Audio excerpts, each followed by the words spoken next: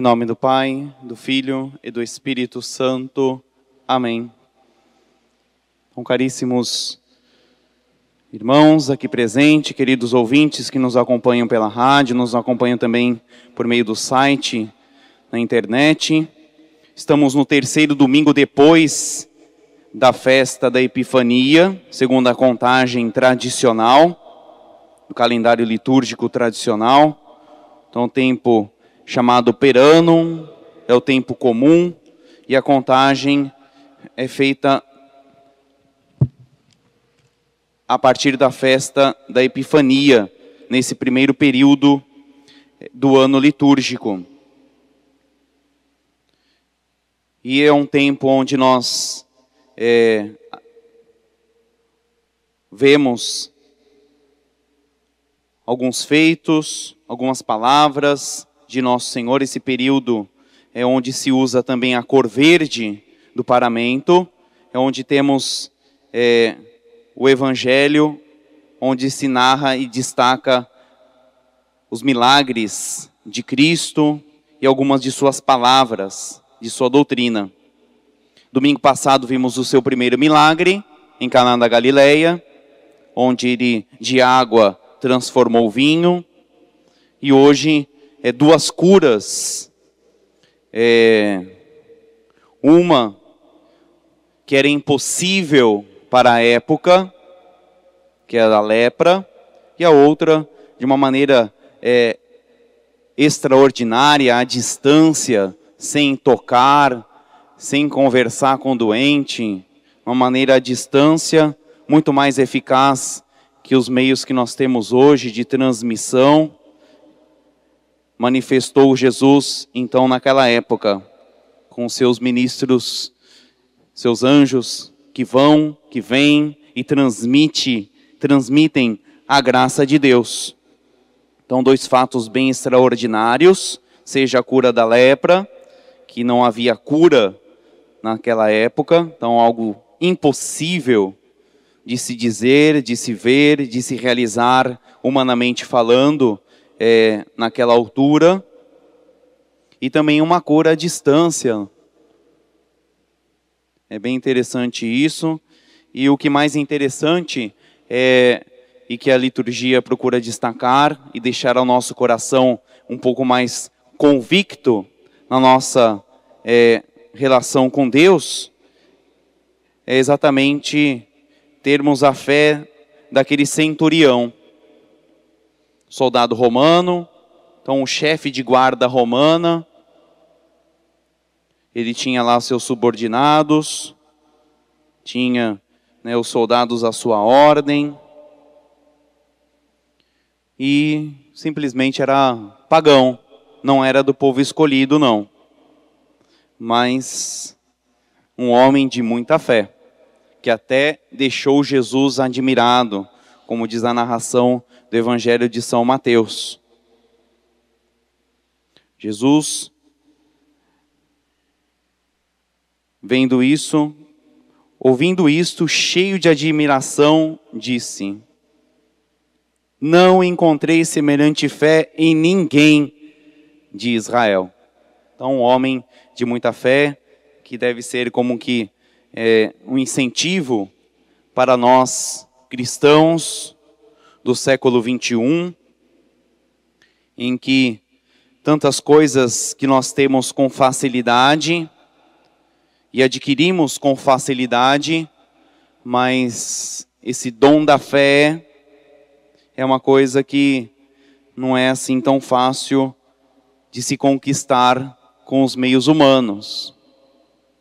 É com o contato com Deus, é com uma busca simples diante da presença de Deus, que nós vamos adquirir uma fé semelhante à daquele centurião. Ninguém do povo escolhido, ninguém de Israel, com uma fé semelhante à daquele pagão. É algo de causar uma certa admiração em nós também. Puxa vida, o povo escolhido, o povo das eleições, o povo das promessas, o povo dos profetas, o povo que tinha o templo do Senhor, o povo da lei. E, no entanto, ninguém tinha fé semelhante à daquele homem. Não vi tamanha fé em ninguém de Israel. É algo de impressionar. Tinha muita gente de fé, mas como a daquele centurião, ninguém.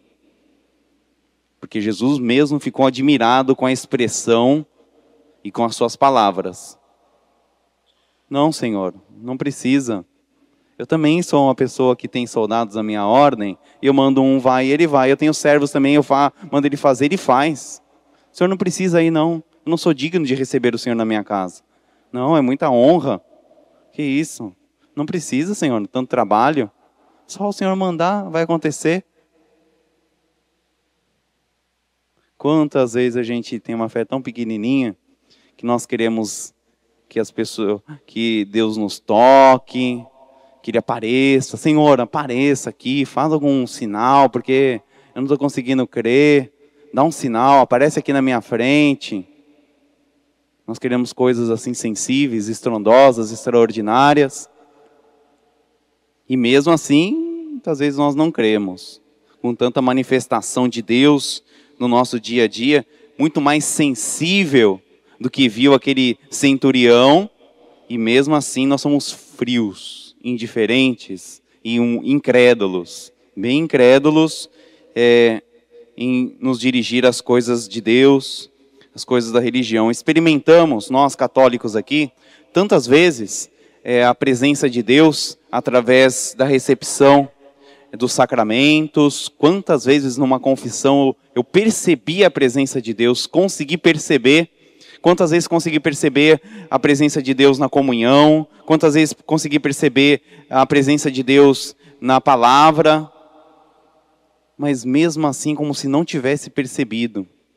Se a gente parar para pensar, é como não se tivesse percebido, porque temos atitude de uma fé tão pequena, mas tão fraca, que acaba que nós ficamos estacionados no mesmo lugar sempre. Não conseguimos fazer progressos, não conseguimos ter conquistas espirituais, muito pelo contrário. Quantos de nós aqui presente, de 10 anos para cá, se eu vou analisar a minha vida espiritual, minha vida de fé, como eu estou de 10 anos para cá apenas, de 2005 a 2015, o que eu fiz de progresso, de melhor dentro da religião?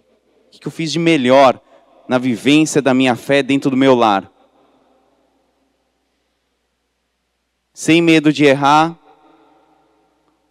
a maioria de nós aqui presente fizemos regressos. Não melhoramos, não. Pioramos a nossa vida de fé. Deixamos ela mais desfigurada. Deixamos mais desfigurada ainda nossa vida de filho de Deus. E apesar de eu ter percebido tantas vezes de maneiras incríveis a tua presença, Senhor, mas eu regredi.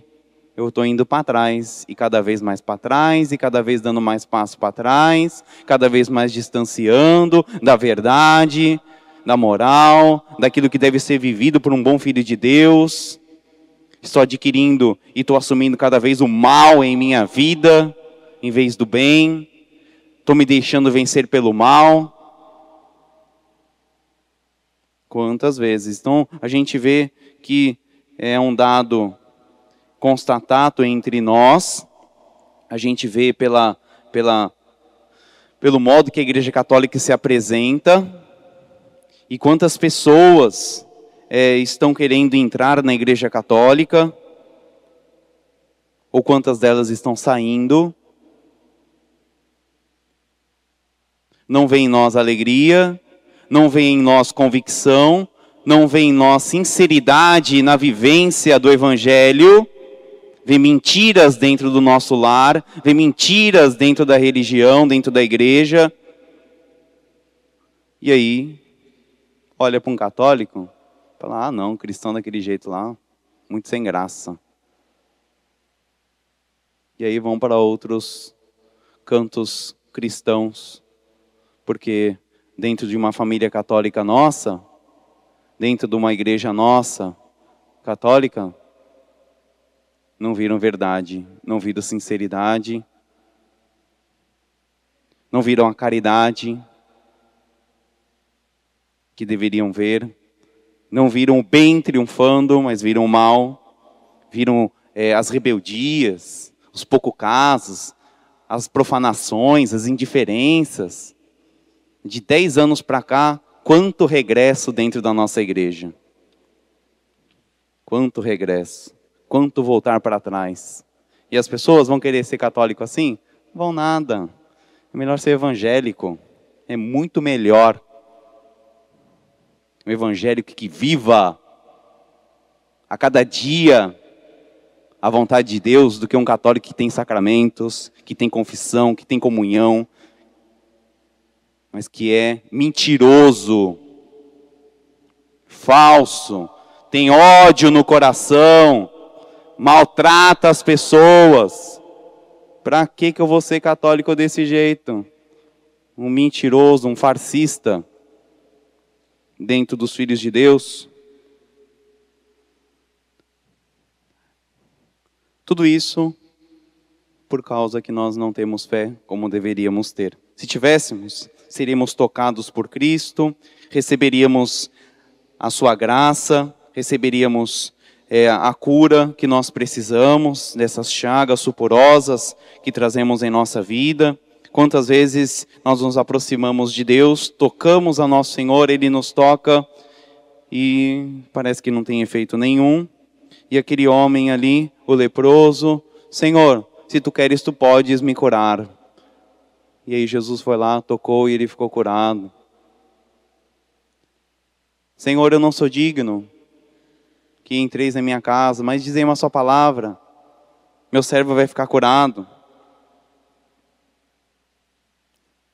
Então nós não conseguimos dirigir a nossa vida com relação à fé, com relação à espiritualidade. E aí, o dado constatado do regresso.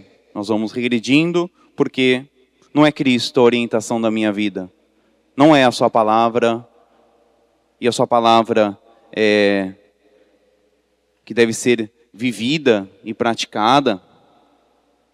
Por isso que São Paulo diz no início da Epístola aos Romanos, não vos torneis por sábios.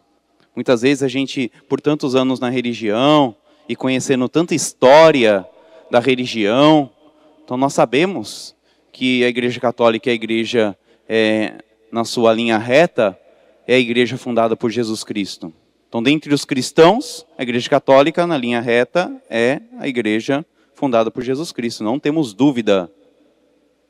Não temos dúvidas. Os outros cristãos, todos são cristãos em comunhão parcial com a verdadeira igreja de Cristo. Então eles são cristãos saídos da igreja de Cristo, são cristãos também, e têm uma comunhão parcial. E às vezes a gente, por causa disso, por conhecer um pouco de história, ficamos nos achando, e se inchando e explodindo, e acabando fazendo estrago na vida nossa, na vida das pessoas, por tanto inchaço de sabedoria humana, de conhecimento, de achar que está o melhor, que essa é a melhor, e ninguém tem para ninguém, e porque só nela há salvação, e nenhuma outra, e aí a gente pisa nas pessoas, despreza, enxuta, não vai chegar a lugar nenhum. Por isso, a ninguém pagueis o mal com o mal. Se você católico faz isso, é por isso que as pessoas estão saindo da igreja. Você se diz catolicíssimo e está pagando mal com mal. Ofensa com ofensa. Não tem preocupação nenhuma com o bem. Isso aqui é um exame de consciência para quem quer viver realmente a vida católica. Esse pequeno trechinho é de São Paulo, onde nós temos aí um exame de consciência para como colocar nos trilhos novamente a nossa vida cristã, a nossa vida de fé. Se você tem fé, você vai viver isso daqui. Se você tem fé de verdade em Deus, na existência de Deus, na verdade da religião, vivo isso daqui. Vivo o que está escrito aqui nessa epístola de São Paulo. Se teu inimigo tiver fome, dá-lhe de comer. Se tiver sede, dá-lhe de beber. Quantas vezes a gente procede com aqueles que a gente considera inimigos? Não deveríamos considerar, mas aqueles que a gente considera inimigos. Quantas vezes eu dei de comer a este que é meu inimigo, esse que me persegue? Quantas vezes eu dei de beber esse meu inimigo, essa minha inimiga que me persegue? Quantas vezes eu fiz o bem a uma pessoa que se diz e intitula inimigo meu, inimigo da minha vida, inimigo da minha família? Quantas vezes eu consegui fazer o bem? Olha, raríssimas vezes entre os católicos, hein? Raríssimas vezes. É milagre, milagre se tiver um católico que não enxota o inimigo, que não faz virar a vida do inimigo um inferno, porque é inimigo dele, porque não é da laia dele, porque não é da minha religião. E aí eu faço a vida da pessoa virar um inferno. Pagando mal com mal. Quantas vezes nós temos essa lei humana, não religiosa, não cristã. E a lei cristã, religiosa, não vos deixeis vencer pelo mal, mas vence o mal com o bem. Então isso que nós temos como orientação de vida, orientação como expressão de fé, e tudo aquilo que nós quisermos alcançar de Deus, nós teremos então a credibilidade diante da sua presença. Nós teremos uma simplicidade de vida.